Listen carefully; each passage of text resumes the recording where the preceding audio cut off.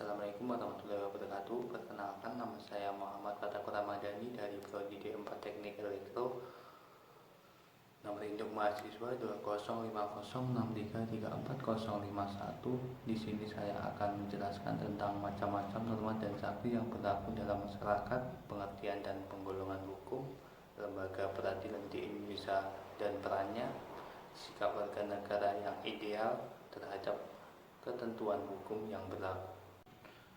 Norma agama merupakan pedoman untuk menjalankan aktivitas sehari-hari. Agama juga memiliki aturan dan hukum bagi yang melarang. Tuhan merupakan penguasa tertinggi. Tidak sepantasnya manusia melakukan pelanggaran pada norma agama.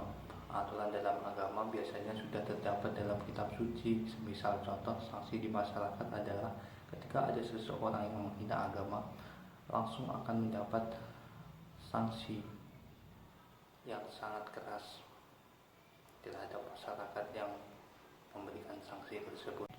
Lanjut, norma kesopanan. Norma ini bisa berbeda-beda di daerah yang satu dengan daerah lain karena Indonesia terdiri dari banyak budaya, suku, istiadat yang berbeda. Norma ini timbul dari kebiasaan didasari kepatuhan, kepantasan, kebiasaan yang berlaku. Contoh, di gang rumah tidak boleh mengendarai motor dan harus dituntun. Jika melanggar pasti akan ditegur oleh masyarakat yang melihatnya ataupun bisa juga dikucilkan dari lingkungan tersebut. Lanjut, norma hukum. Peraturan hidup yang dibuat lembaga kekuasaan negara yang bertujuan mewujudkan ketertiban dan kedamaian, dan yang melanggar pasti akan mendapat hukuman sesuai yang telah disepakati oleh negara. Yang terakhir merupakan norma susila, norma yang menentukan mana baik dan buruk, bertujuan agar masyarakat bisa berperilaku baik dan menghindari perilaku tercela. Contohnya adalah ketika berani berkata benar.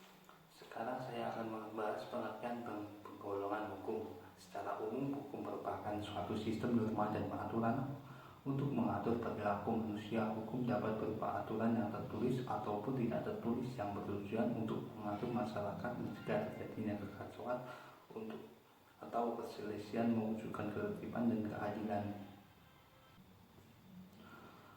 Penggolongan hukum berdasarkan bentuk dibagi menjadi dua, hukum tertulis dan hukum tidak tertulis.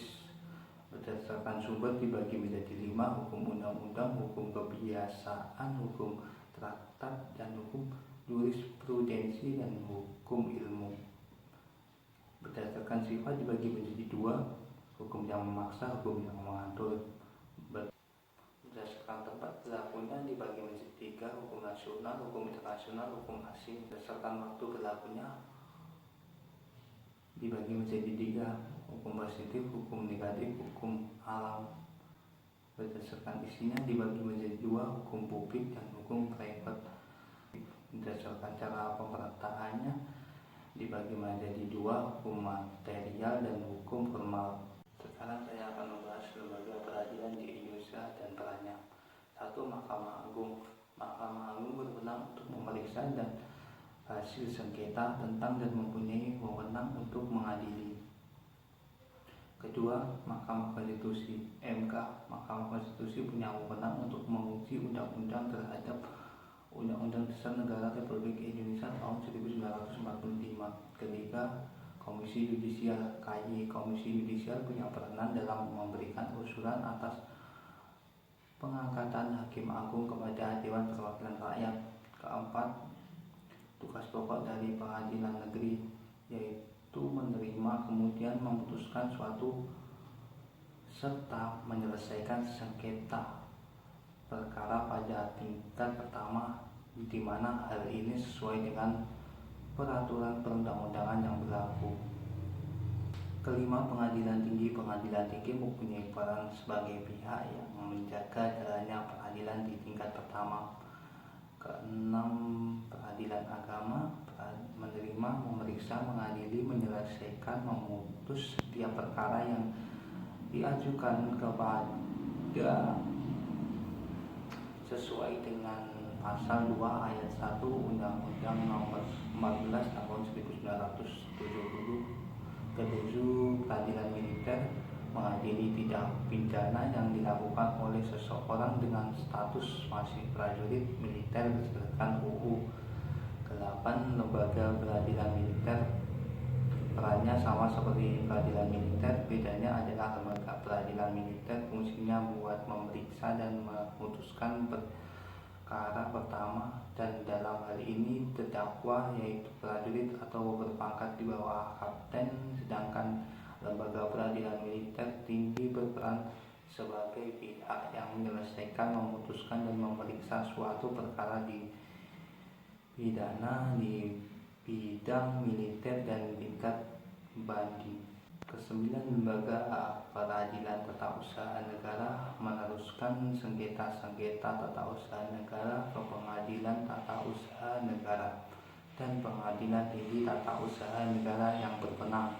Ke-10, lembaga peradilan tinggi tata usaha negara.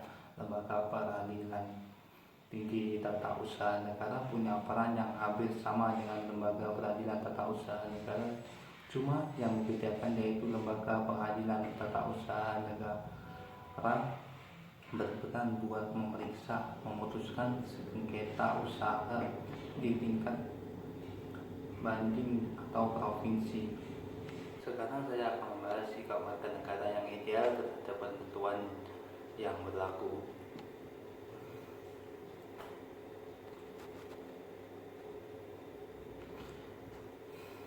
Sekarang yang terakhir, sikap warga negara yang ideal terhadap ketentuan hukum yang berlaku. Pertama, menaati setiap peraturan yang berlaku di negara Republik Indonesia. Kedua, menghormati setiap keputusan hukum yang dibuat oleh lembaga peradilan. Ketiga, memberikan pengawasan terhadap jalannya proses hukum yang sedang berlangsung. Keempat, memberi dukungan terhadap pemerintah dalam upaya meningkatkan jaminan keadilan. Kelima,